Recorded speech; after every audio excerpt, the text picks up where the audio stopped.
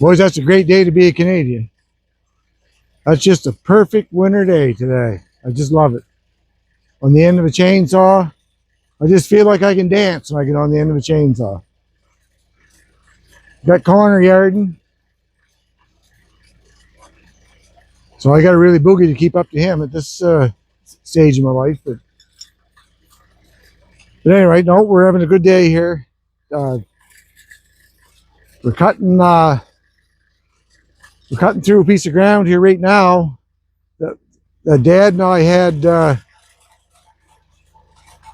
had some thinning done in the late latter part of the 80s. I guess we cut. This is my second time in my lifetime to cut through this piece right here. So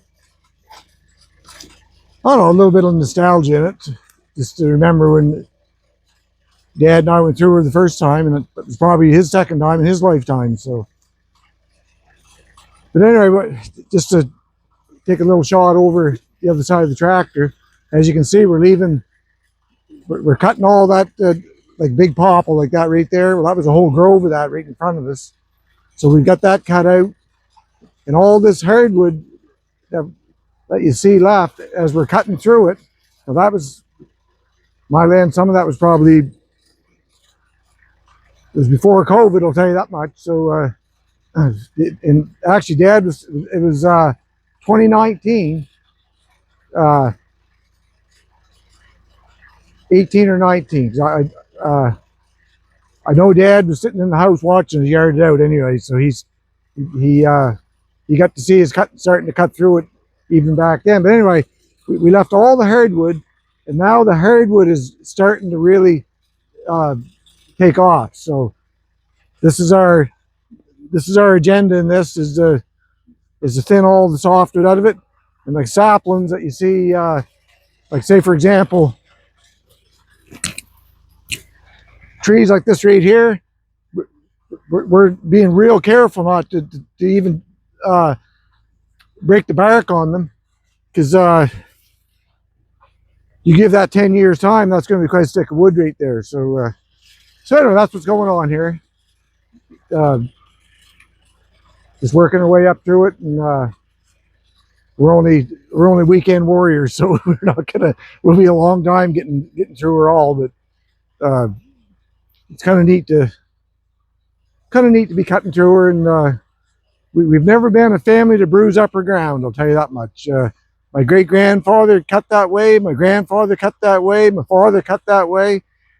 It's only right that I cut it that way, because just like a garden, you thin it out, take out the weeds, and the next crop takes off. So anyway, if you want to stay tuned and watch a few more come down, like that's how I guess we can show you how we do her. So Connor's he's gonna step ahead here now,